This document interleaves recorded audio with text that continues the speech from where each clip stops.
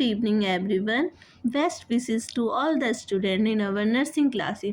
May you gain valuable knowledge and skill to excel in our nursing career. Hello, everyone. Let's do our topic. Our topic is endometriosis. What is endometriosis?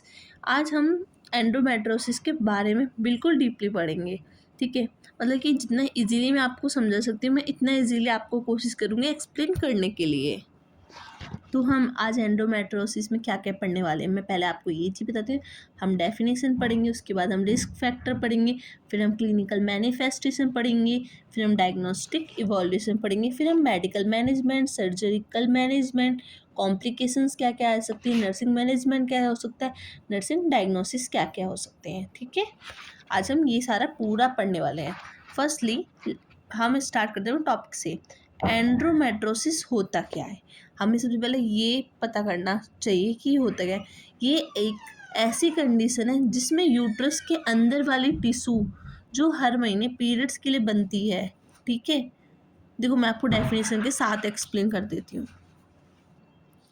Let's start. Definition, हमारी definition क्या है. Endometriosis is a condition where tissue that normally grow inside the uterus starting growing outside it like ovary, fallopian tube. Symptoms include pain, problem in getting pregnant and heavy periods.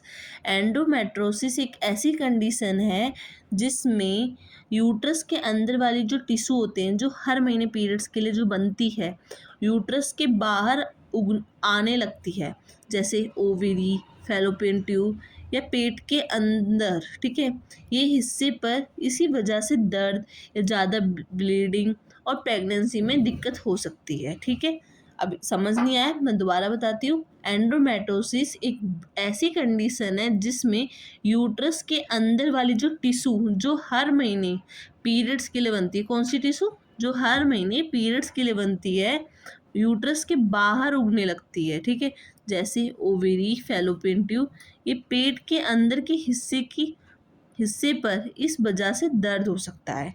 ठीक है, symptoms क्या क्या दिख सकते हैं. Pen दिख सकता है. ठीक है, अब जैसे कि मैं आपको इमेज से बता सकती हूँ. ठीक है, कोशिश करना आप लोग समझ सको. ये हमारा यूट्रस है. ठीक है, ठीक है, ये हमारी फैलोपियन ट्यूब, ये हमारी ओवेरी. ओके, और हमारी जो एबनॉर्मल पॉलिफ्रेशन जो होता है वो कहाँ उगने लगता है, यहाँ पर बाहर लेयर पे, जबकि होना कहाँ चाहिए, अंदर की साइड. ठीक है, मैं दोबारा बताता हूँ.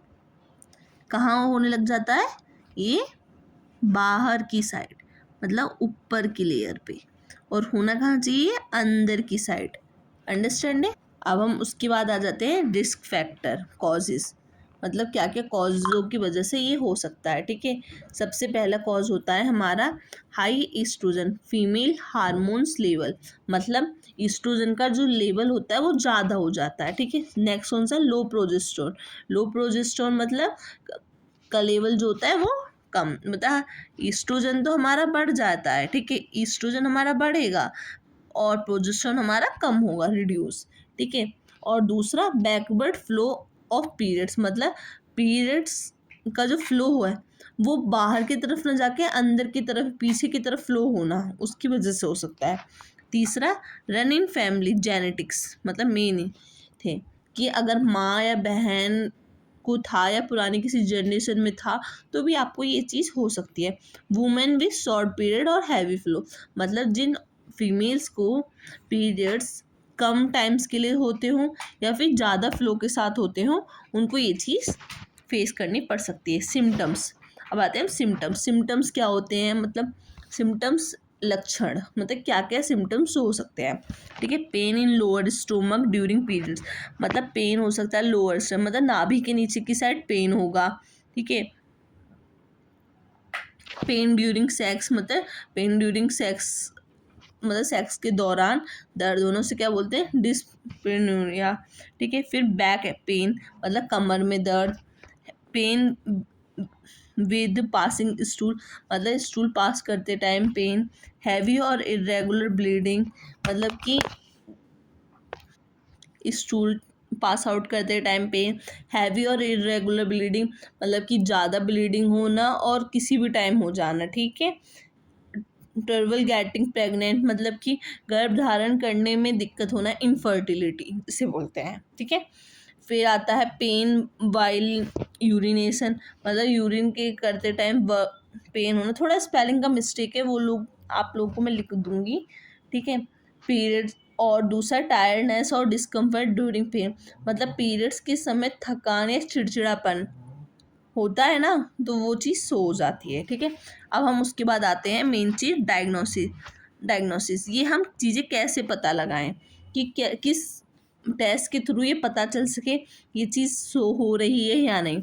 सबसे पहले डॉक्टर चेक करता है फीमेल का पेल्विक और रेक्टल एग्जामिनर, उसको उसके थ्रू हम इसको पता कर सकते हैं ये किस वजह से होता है, पेल्विक और रेक्टल एग्जामिनेशन के थ्रू, ठीक है। उसके बाद यूएसजी में आ सकता है, लैप्रोस्कोपी में आ सकता है, इसमें स्मॉल कैमरा इंसर्ट किया जाता है चेक करने की, छोटी सी कैमरे से यूट्रस के बाहर के टिश्यू चेक किए जाते हैं। सीटी स्कैन और ब्यूरो इसमें डिटेल स्कैनिंग होती है मतलब पूरा अंदर की तरफ से स्कैन करके लेकर आते हैं।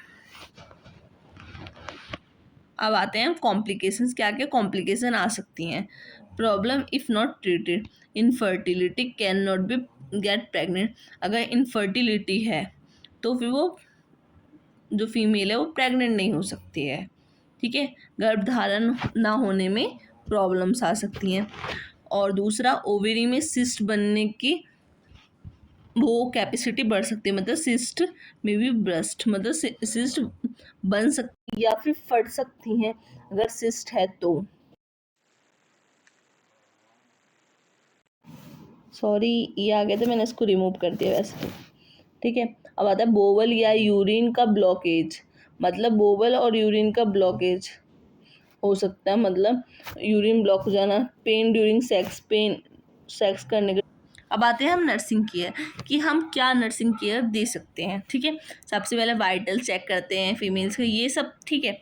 अब हम इसमें क्या पर्टिकुलर नर्सिंग केयर दे सकते हैं, give pain relief massage medicine, दर्द कम करने के लिए दवाई या हल्की मसाज कर दें लोअर एब्डोमेन पे मतलब नाभि के नीचे।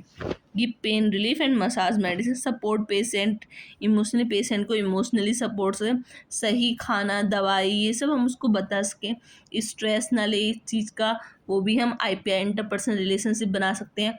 इन्फेक्शन के लक्षण चेक कर सकते हैं, इन्फेक्शन ना हो, ये सभी चीज़ हम इसमें चेक कर सकते हैं। आई थिंक आप लोग को मेरा वीडियो अच्छा लगा हो, मेरी अभी स्टार्टिंग है इस चीज़ में, आप लोगों को ये चीज़ अच्छी लगी हो तो थैंक यू, और प्लीज़ मेरे चैनल को लाइक कीजिए, सब्सक्राइब कीजिए, थैंक यू सो मच। कोई गलती हुई हो तो वो भी बता दो।